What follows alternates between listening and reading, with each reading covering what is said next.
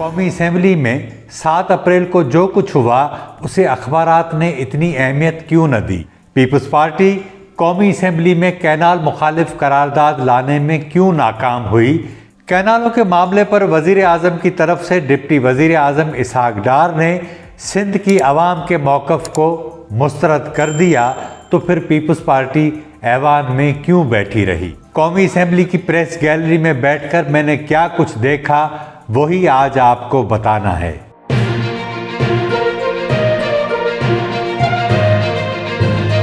तारीख है 7 अप्रैल और दिन है पीर का।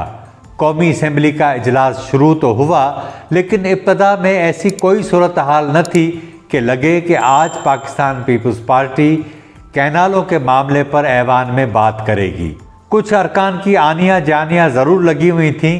पीपल्स पार्टी के रुकन शब्बीर बिजारानी ने एक करारदाद तैयार की हुई थी, जिसमें कहा गया था कि ये ऐवान वफाकी हुकूमत और पंजाब हुकूमत से मुतालबा करता है कि दरियाए सिंध से फौरी तौर पर मुतनाज़ा कैनाल, जिनमें चौलिस्तान और दीगर शामिल हैं, उनकी तामीर को रोका जाए। इस करारदाद के साथ क्या हशर हुआ, लेकिन इस पर आगे चलकर बात करते हैं। लेकिन पहले बात हो जाए हुकूमत की कि जिसने किस तरह पीपल्स पार्टी को उसकी औकात याद दिलाई। वफाकी हुकूमत के तर्जमान और वज़ीर इत्तलात अता तारड़ ने और डिप्टी वज़ीर आज़म इसहाक डार ने पीपल्स पार्टी के अरकान की तकारीर पर जो जवाब दिया, इसका अंदाज़ा खुद पीपल्स पार्टी के अरकान को भी नहीं था। जब हुकूमत और वज़ीर आज़म के नुमाइंदे ने कैनालों की तामीर पर मौक़िफ़ दे दिया, तो पीपल्स पार्टी के अरकान की हालत देखने के काबिल थी। वो अपनी तकारीर में शिकवे तो करते रहे, लेकिन हुकूमती जवाब की मजम्मत करने का उनमें हौसला तक नहीं था।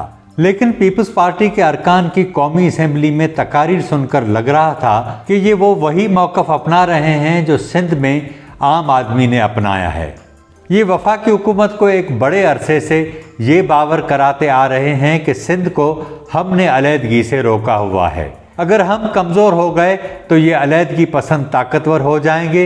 यही खौफ दिलाने की पीपल्स पार्टी ने 7 अप्रैल को भी कोशिश की। लेकिन सवाल ये है कि सिंध में इस वक्त जो जमातें एहतजाज कर रही हैं, उनमें तो JUIF भी शामिल है, सिंध यूनाइटेड पार्टी भी है, अवामी तहरीक है, कौमी अवामी तहरीक है, सिंध तरक्की पसंद पार्टी है, फंक्शनल लीग है, PTI है और दीगर जमातें हैं। क्या ये तमाम जमातें अलहदगी पसंद हैं? अगर पीपल्स पार्टी की बात मान ली जाए कि ये तांगा पार्टियां हैं जो सिंध में कैनाल मुखालिफ तहरीक चला रही हैं, तो फिर ये सवाल तो बनता है कि तांगा पार्टियों का मौक़िफ़ आपने क्यों अख्तियार किया है। इन तांगा पार्टियों के मौक़िफ़ को क्यों गली गली पजीराई मिल रही है? क्यों लोग इन जमातों की आवाज़ के साथ अपनी आवाज़ मिला रहे हैं? अपनी तमाम सियासी हिमायतें एक तरफ रखकर एक ही मुतालबे पर तमाम लोग इकट्ठे हैं।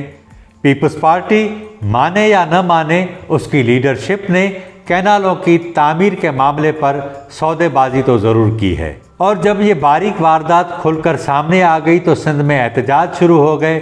लाखों लोग जब एक आवाज़ हो गए तो वो मजबूर हो गई कि वो उन्हीं का ही मौक़िफ़ अख्तियार करे, जिनको वो कभी तांगा पार्टियां तो कभी अलहदगी पसंद कहती है। इन्हीं जमातों को इस्लामाबाद और पिंडी वालों को डराकर उसे कैश करवाती है। यही वो मौक़िफ़ 7 अप्रैल को वो कौमी असेंबली में भी पेश करके यही कोशिश करती रही। लेकिन नून लीग ने बिल्कुल साफ जवाब दे दिया कि पंजाब अपने हिस्से से कैनाल का पानी देगा और ये प्रोजेक्ट ख़त्म नहीं करेगा। डिप्टी वज़ीर आज़म की बातों से वाज़े था कि कैनाल का फ़ैसला वापस नहीं होगा, चाहे कुछ भी हो जाए। अब बात हो जाए पीपल्स पार्टी की उस करारदाद की जो वो पेश करने में नाकाम रही। शब्बीर बिजारानी ने करारदाद के मसौदे पर अपने अरकान से दस्तखत कराए और जब एक वज़ीर से राब्ता किया कि वो करारदाद पेश करना चाहते हैं और मंजूर भी कराना चाहते हैं, तो उसने उन्हें कहा कि आप करारदाद मंजूर करा लोगे। उसके पास कोई जवाब नहीं था, क्योंकि इसी में एक वाज़े पैगाम था कि हम आपकी करारदाद की हिमायत नहीं करेंगे। क्योंकि पीपल्स पार्टी के पास तो ऐवान में अक्सरियत इतनी है कि या तो वो हुकूमत को बचा सकती है या गिरा सकती है, लेकिन करारदाद उसकी मर्ज़ी के बगैर पास नहीं करवा सकती। हुकूमत के इस वजीर के जवाब के बाद पार्टी की लीडरशिप से राब्ता किया गया और उन्हें सारी सूरत हाल के बारे में आगाह किया गया।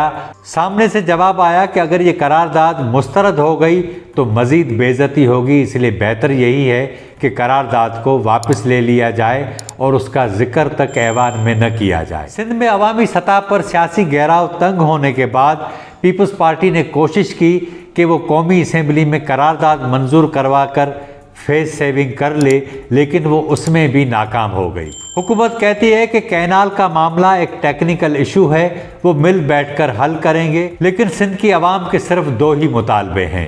कैनाल की तामीर का फैसला वापस लो, ग्रीन कारपोरेट के लिए दी गई ज़मीनें वापस लो। और ये दोनों मुतालबे पूरे करना अब पीपल्स पार्टी के बस में नहीं, क्योंकि उसने अपने हाथों से ये कुल्हाड़ी अपने पाँव पर मारी है।